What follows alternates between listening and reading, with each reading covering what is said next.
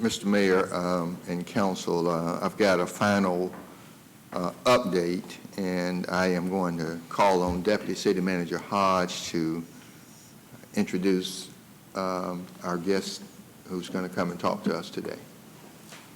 So good morning, Mayor and Good morning. Council. This is really just an update on City Village, which has really transformed itself into the Mill District.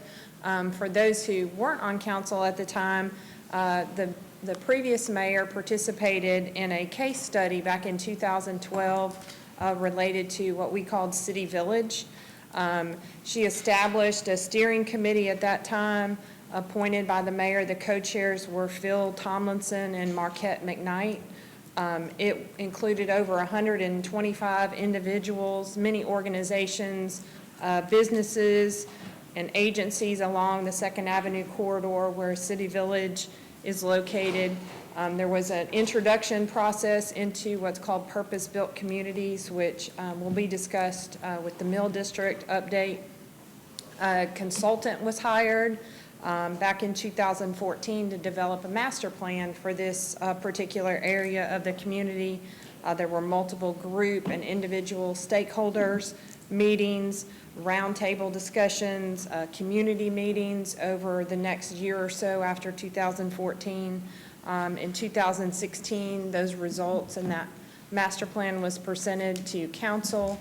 And then the Mill District really has picked up from that point and taken it just another step. So at this time, I'll have Justin Krieg come forward. He's the president and director of the Mill District. And just to give you an update on all the progress that they've made and really where we came from back in 2012. Mr. Mayor, before he comes, I ask that staff invite Mr. Justin Krieg to come and talk to us and share with us the City Village, City Mills update that they provided at the Good, Bad, and Ugly. And I asked for the update because, of course, I was here when we kicked off the City Village effort. I was here when we kicked off the Liberty District effort in 2003 with the master plan. In 2003 master plan, the City Village master plan came about in 2014, though they got started in 2012. And I've said before in this seat that I would like to see something done in the Liberty District in my lifetime. And I continue to doubt that that might occur. We've tried different things, and there's been opposition at every turn. And I do believe it's time to do something with the Liberty District. I believe that the City Village model is a good model to follow, and that's why I had the Deputy City Manager to outline where it started in 2012 and how it got started and who appointed the committee and who the co-chairs were. And the master plan came forward, was adopted by this group in 2014. The City Village project came long after the Liberty District master plan. And I wanted to share the model of the City Village, share the progress that has been made, and then hopefully a decision can be made about how we proceed forward and how we can be successful with the Liberty District if something good is going to happen in the Liberty District in my lifetime. And so that was the purpose or point of sharing the master plan of City Village. Director Rick Jones came and gave an update on the Liberty District at the last meeting, and he had the list of those appointed and the lack of participation or attendance at meetings. And he's looking for direction as to where to go from here. And I think he deserves to be given direction. And so hopefully, after hearing from Justin Krieg, we can think about how we want to proceed with the Liberty District, that we can gain some successes. So with that, we've got Justin Krieg here. Mr. Krieg, looking forward to hearing you. Thank you, and I'll do my best to kind of scoot through this, and thank you, Pam, for that quick history. So our mission with the Mill District, and just to give you a little bit of evolution and transition from City Village to the Mill District, City Village is one defined neighborhood, basically between the Total Systems campus downtown and the Johnston Mill Loft project, and the Mill District has expanded that project area to include 4 total neighborhoods. So that the area that you see highlighted there in yellow on the map is what has historically been known as the City Village neighborhood. Second Avenue essentially runs north to south through the middle of these 4 quadrants. At the very top left is Bibb City, which most people are familiar with, and then on the top right is Anderson Village, which is around the Godwin Creek Golf Course all the way up to Manchester Expressway. And then in the southeastern quadrant in blue is what we call the North Highland neighborhood, which has been its historic name for years and years. And so you may ask, where did the Mill District come from? Well, the stakeholders from the City Village plan hung in there and tried to figure out, how do we implement this plan? And so we basically came to the realization that we could build some nice new shiny things in and along the river just north of the TSIS campus, but if we were ignoring everything that was around it, we weren't really doing the most good for the surrounding community. Because the areas east of 2nd Avenue are areas that I'm sure you all are familiar with, areas of disinvestment, poverty, et cetera. And so we felt the urge and need kind of as community stakeholders to take a harder look at this work that we were trying to implement. So you see the current Mill District Board on the right-hand side there. We've got a lot of good stakeholders, residents in the neighborhood, organizational leaders that are doing existing work in the neighborhood. And then just to give you an idea of where we are staffing-wise, I work full-time for Historic Columbus. The previous mayor asked Historic Columbus to help administer the City Village Master Plan. Historic Columbus has wanted to stay engaged in the process just because it fits within our mission of work at Historic Columbus. And so the Mill District now contracts for 2 days worth of my time to dedicate towards the Mill District effort. It's our hope and my hope that at the beginning of next year, sometime in kind of early spring, that the Mill District will be able to hire and sustain its own executive director. So as was previously mentioned, we have partnered up with an Atlanta-based organization called Purpose Built Communities. They're the organization that has been charged with helping to revitalize the East Lake neighborhood in Atlanta. That was one of the most crime-ridden neighborhoods in the entire city of Atlanta in the early 2000s. And so a very concerted, thoughtful effort was undertaken to try to find ways to turn that around. And so out of that effort came an organization called Purpose Built Communities.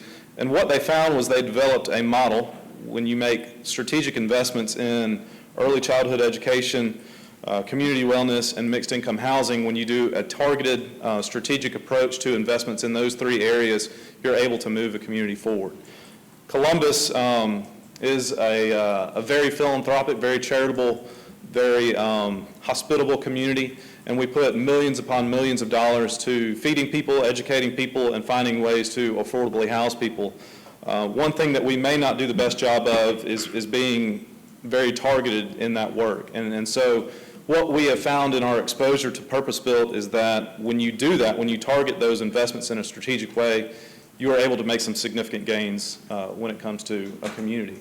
And so you'll see the organization of kind of how things are set up. The community quarterback That's a general term that Purpose Built gives an organization like the Mill District. It's the community advocacy group that helps define strategies for those 3 areas. And you do that in a defined neighborhood or a defined geography. And that includes the 4 neighborhoods that we're working within, roughly 750 acres. These are numbers that I'm sure you all are familiar with. These are numbers that the Chamber of Commerce is familiar with. We're, Columbus-wide, Muskogee County-wide, we're looking at almost 22% of our population that's in poverty. Our median household income is behind the national average. Then when you begin to drill down further into those numbers specific to the Mill District and 4 neighborhoods, it becomes an even more dire scenario. And on average, we've got about half the population in the Mill District that is at or below the poverty line, and $20,000 is the rough average household income. So significantly below our county and significantly below our nation. And so what has been interesting through this process is to, especially over the last 3 or 4 years, is to see our corporate community, our Chamber of Commerce community really being kind of at the forefront of finding ways to combat intergenerational poverty within our community. And so this is hopefully going to be a model of how to implement some of those strategies. And it may carry over to other areas of town like the Liberty District, like the city manager mentioned. So when it comes to mixed income housing, we have a defined strategy for how to implement some of this work. NeighborWorks Columbus is one of our primary partners. They currently have a income-restricted senior living facility under development now. It's right next to Fox Elementary called Highland Terrace. It's in the location of the old Meredith Mills site. It'll develop about 100 or so senior housing units. They've also been doing some strategic demolition and acquisition in and along 4th Avenue, one of the most challenged streets in the entire area. The 3 images you see there at the bottom, that's the Cozy Corner, if you're familiar with that property, located at 35th Street and 4th Avenue. But we're already beginning to see some positive movement in terms of crime and things like that in and along 4th Avenue in that particular area. Another critical partner in terms of providing affordable housing is, of course, the local housing authority. Chase Homes is located within the Mill District area. We should be seeing, the housing authority should receive the low-income housing tax credit award from DCA to bring that housing down and then rebuild on that existing site on the northern portion to move it away as best as possible from the railroad tracks and the electrical substations. The interesting thing about the redevelopment of Chase Homes will be that it will include, like at Columbus Commons in the Liberty District, it will include a mixed income component. And so some of the experts at Purpose Built and some other like projects in the country have found that there is a need and a great benefit to providing mixed income housing and not concentrating poverty in one particular development or one particular area. So the new Chase Homes, whatever it ends up being called, will have a mixed income component, which will mean that there will be market rate apartments, affordable apartments, and then deep subsidy apartments available to the community. Education is a big portion of this work and is frankly something that is not my particular background or strong suit, so I've relied on many people on our board and community members to assist with some of this work. But one of the big things that Purpose Built Communities pushes is to develop a cradle to college pipeline, and that can come in many forms. And it is, for Columbus so far, it has come in the form of an MOU with the school district, particularly directed at Fox Elementary School. And so we have an education governance committee that works directly with Fox, directly with the principal there, Dr. Yvette Scarborough, to help fill the gap when gaps are discovered. And so to date, the Mill District has fundraised and is going to provide $300,000 a year for 5 years going forward to fund 4 critical positions at Fox Elementary. Dr. Scarborough right now does not have an assistant principal. She does not have a dedicated social worker, a parent involvement specialist, or a K-2 instructional coach. And those are the things that she tells us and that Purpose Built backs up. Those are critical needs at that school. And so those are needs that the Mill District has been able to fulfill for this year and will be for 5 years going forward. We're also working with a neighborhood kind of community-based, faith-based private school called True Spring Academy. Many of you may be familiar with the work that Rob and Carrie Strickland do at this school. They do a great job taking some of the most difficult cases at Fox and providing them a smaller classroom size and more one-on-one time. And so to date, they've got a K through 4, they've got K through 4 classes, roughly 60 kids total, and they expand a grade every year. We're working with them and having discussions with them about developing an early learning center. One of the things that we have found in this work that is critical to families, mothers who have children, and their ability to work and provide for a consistent and stable income is to be able to provide an early learning or daycare option for their children who are 0 to 5.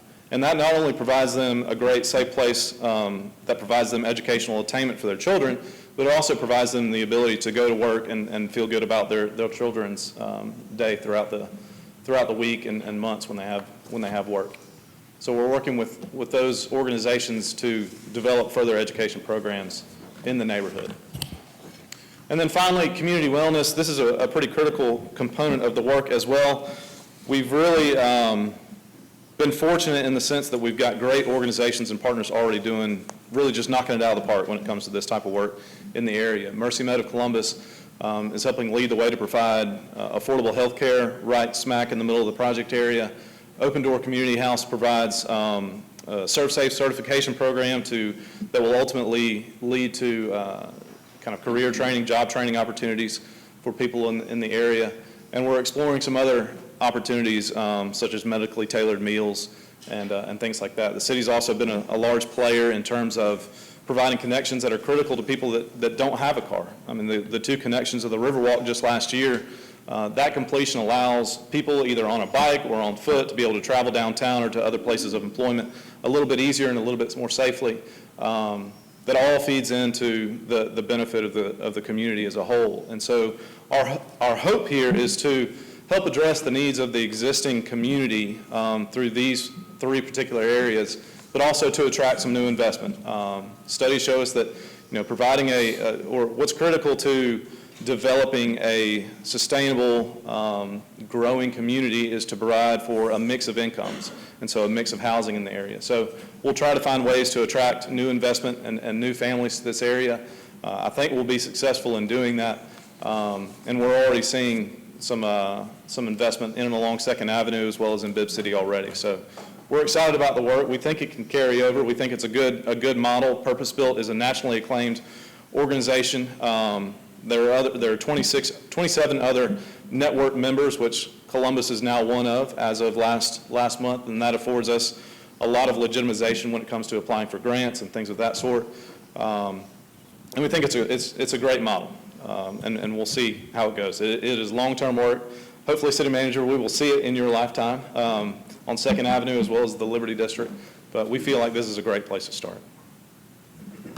Outstanding. And you are feeling pretty good, right? I mean, you don't have to hurry. Okay, just check. I am right now. Any questions for Mr. Krieg? It's an amazing program you've got going. Well, and Yeah, we've got Counselor Woodson. Mr. Krieg, thank you very much for that presentation. I, too, was there from the beginning. I took the walk when we first looked at Bibb City, so I'm aware of where it's been and where it's come. Matter of fact, during that conversation, Isaiah and I had, and I said, I bet this project will take off first, and it did. My question to you is, as we're using this as an example, will then the board or some of the organizations like the Historic District, the school system, in looking at the Liberty District, what's the visibility of them partnering too? Because the difference between the two is the people that are involved, the neighborhood, and there's been a lot of, power struggles. Right. So if we're going to get delivery to that area, then we need people like the people that are at the mill to play a role or to give guidance or to say, this is what we need, this is what you need to connect, or I think you said All Purpose, is it called, or something? Purpose Built organization? Community Built. Yeah. That organization, for those interested in helping the Liberty District, to get educated on it, to see. Because I too, like Isaiah, in my lifetime, because I don't plan on going nowhere, Columbus is my home. In my lifetime, I would love to see the Liberty District. And my only interest in it is not because it's in my district, but of the rich history that it has. And one of our slogans was we preserve our community in the past, and now we're seeing amazing things are happening. Look at Uptown. When we were doing Uptown, a lot of people didn't think Uptown would turn out to where it was going to be. A lot of people were not very supportive. When we had hockey, they say hockey in Columbus, why. So I know it could happen. It's just a matter of timing and the key people being involved. And I just feel that if organizations like yourself are successful and we're able to get it up, I feel that they can share that knowledge or assistance to get the area up. I know that's your main focus now, but I hope you consider it, because I might be 70, 80 years old, and I'm still going to be Liberty District until we get something there. Well, Well- go ahead. I know she asked you the question, but I was just going to say, yeah, you were there early on, and we met at Comer, Yeah. and we had people from all over Columbus in the room. In fact, I'm going to ask the deputy city manager to put on the screen the list of people. But this document says the City Village Riverfront Vision and Master Plan is a result of a comprehensive 2-year planning process, 2 years. This final document represents the culmination of intense resident and community outreach, engagement, and thinking about the future of this Columbus's in-town neighborhood known as City Village and of Columbus as a whole. But there are 2 pages, and so people were invited to come to the table. And as we went to more and more meetings, you didn't have, all of these people were not in the room, some fell off, and there are 2 pages. Some fell off and some kept coming. And at the end of the day, you ended up with 30, 35 people there, but they were people who were committed and willing to work. Not saying they weren't committed, but you had enough to go around, but you had participated in organizations. You can see architects and, just, you see the list. And, but this list was, I don't know who created the list. I know former mayor and staff and Justin, I don't know how this list came about, but everybody was invited to the table. And then at the end of the day, as you transition to city meals, I want you to go to that second slide and show who's on the list, Justin, of who you're working with now. And so I say all that to say, Councilor Woodson, that once you establish the core committee, then that working committee is going to solicit Historic Columbus and all these other organizations to come to the table and buy in, just like you bought in City Village. We want the same kind of work out of you. And so I think, if you can get it organized and get it going, we could end up with a Liberty District fund that hires Justin from Historic District for 2 more days, and then he can work at Historic District 1 day. He's looking at you like, really? But I'm looking at the list. I don't know how you came to this final list, but I see you have Marquette McKnight, Leah Braxton, Ken Henson, Rodney But they all Close, live in that area. Lynn Williams, They live in Lisa that area. Walters, Brad Turner, Kara Strickland, Kathy Williams, Bill Holbrook, Kim Jenkins, ex officio, and Yvette Scarborough. I don't know what happened to all of the other people, but you ended up with a board. And you're continuing to make progress and move forward, and you've, through this process, worked with Purpose Built, and you've gotten engagement from all over the, you can do the same thing in the Liberty District. We can do the same thing in the Liberty District, and that's what I'm crying out for. Well, I think we're crying out for the same thing. Yes. Nothing different. We're just having a more difficult time than we should. Right. Well, and But maybe 2020 will be the year. maybe, and let me offer this to the council. I think Historic Columbus has the interest in the Liberty District. I don't know that we've got the staff power to commit kind of what we have committed there right now as we've got committed currently to the Mill District. But we would like to participate in the process. And maybe it's, maybe some help will come in somewhat of an unbiased third party, that doesn't, we don't have a particular agenda. We're not interested in pushing a particular plan necessarily. But we'll be happy to come alongside y'all and see if we can begin to move something forward in the Liberty District. I would like to see something like that happen in 2020. It's just around the corner, sit and say, okay, we need to revamp this and get it going. Because like Isaiah, I would like to see it before my time. I want to go out there and eat and socialize and have events. So, Mr. Mayor, I don't want to prolong it. I don't have any more questions or anything else. I don't know if there are any other questions, but I just wanted to say that here's a model, and they started much later than the Liberty District, and we see the progress that they've made, and we see the lack of progress I in the think- Liberty. I think the model that has been developed and is currently functioning quite well it can be broader than just the Liberty. I think that as we look at the areas and pockets of poverty and substandard housing and limited access to medical and education facilities, I think it's a template that we could use to try to go in there and revitalize communities throughout this city. I really applaud what you guys have done.